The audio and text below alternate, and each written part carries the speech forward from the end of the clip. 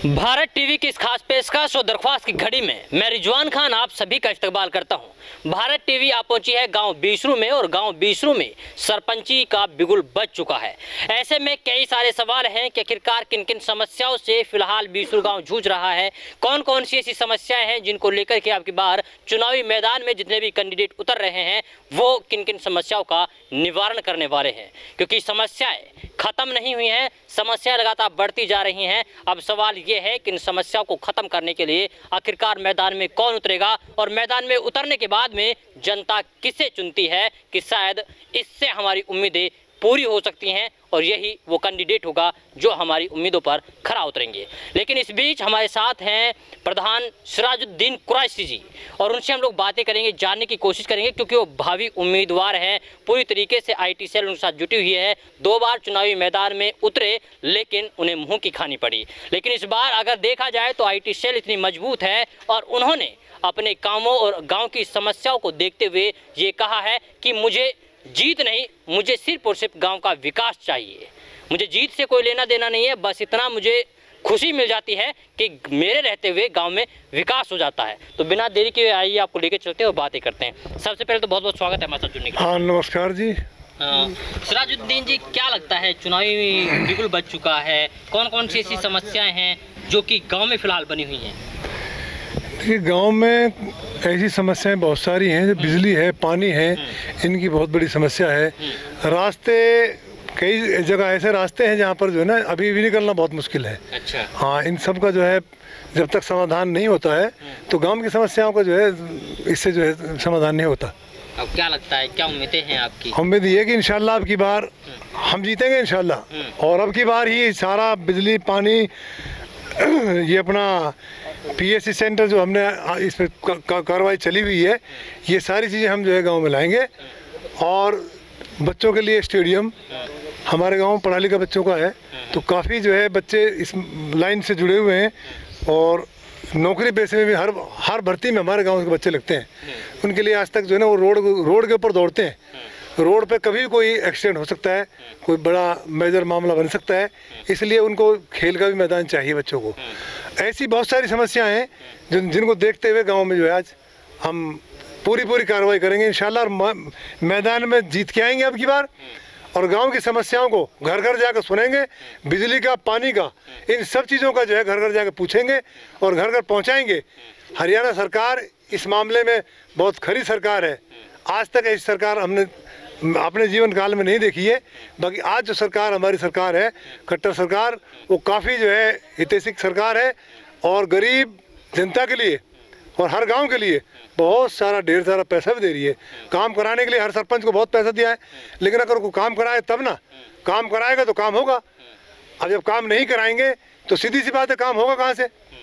तो ये हम उम्मीद रखते हैं अपने आप से कि इस साल अब की बार हमारा सरपंची का माहौल बहुत अच्छा है और गांव के कोने कोने से हमें वोट मिल रही है। पिछले इलेक्शन में हम कुछ चंद वोटों से हारे हैं, कोई नहीं, पर ऐसा है कि सीखने को टाइम नहीं मिला तो वो सीख गए। अब आप बताइए कि 2 बार आप लोग हार गए, 2 बार हारने के बाद में आपका मनोबल नहीं टूटा कि यार जनता के लिए मैं काम कर रहा हूँ, बार बार मुझे हरा देती है? देखिए, जनता के बीच में हारने में मजा आता है, अपनों के बीच में हारने में जाता है। जीत में तो सारी दुनिया खुश होती है, लेकिन हार के बाद फिर जो दोबारा आदमी इलेक्शन में आता है ना, उसको पता होता है कि तू हारने के बाद में दोबारा इलेक्शन में आया है, जनता उससे बड़ी खुश होती है। अच्छा। कि देखिए इस आदमी की हिम्मत कितनी है। और हम इस बात को फिर भी कह रहे हैं आपसे कि इंशाल्लाह इस मौके में हम नहीं चुकेंगे, अब की बार हम जीत के आएंगे। और जनता के सामने जो है, जनता खुद ही समझ गई, हर आदमी का काम काज जनता ने देख लिया और अब जनता हमारी आवाज़ को खुद ही उठाने लगी है कि अब की बार प्रधान जी को बुलाओ भाई, सबको देख लिया।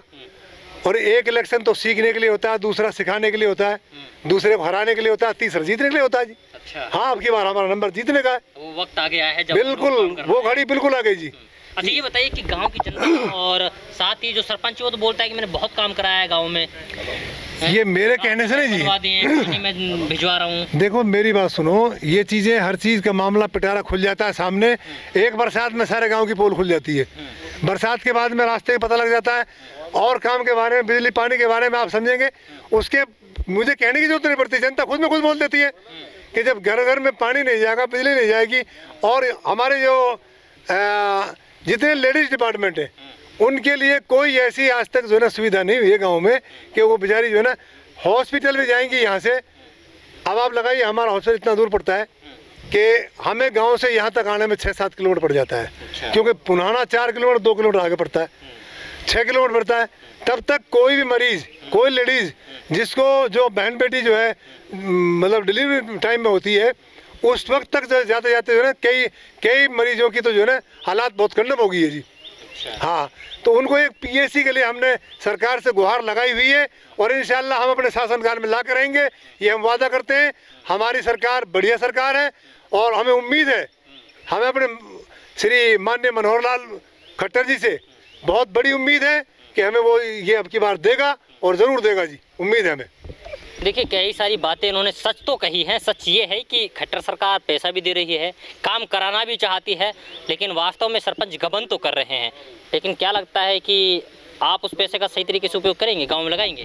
देखिए मैं आपसे एक बात कहता हूँ, एक वादा करता हूँ, युवा जितने भी युवा टीम है आप देख भी रहे हैं, ये युवा टीम सारी मेरे साथ जुड़ी हुई है और जितने भी गाँव के आज तक जैसे प्लॉट काटी है उनके मकान का पैसा मिला, सरकार से पूरा पैसा आया, लेकिन उनके घर पहुंचते पहुंचते वो पैसा आधे से भी कम रह गया।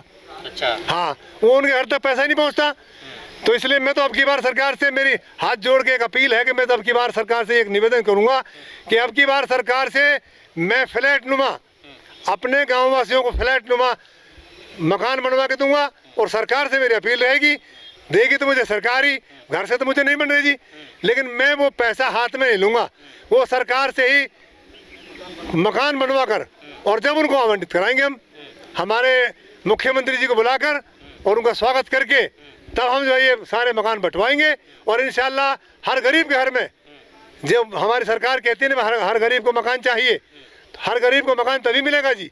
तो मैं तो अपने गाँव से शुरुआत कराना चाहता हूँ जी। मेरा बड़ा गाँव है, 7,000 वोट का गाँव है और मैं सबसे पहले नंबर पे अपने गांव को लाऊंगा कि जी हमें तो ये फ्लैट टाइप के मकान बना के दें और इन गरीबों को जब तक वो मकान मिलेंगे, जब पैसा हाथ में हम लेते हैं ना जी, तो पैसा वो आते आते सरपंच हो या कोई बीच का आदमी हो या कोई तीसरा आदमी हो, वो सब पैसे को जी बराबर कर देते हैं।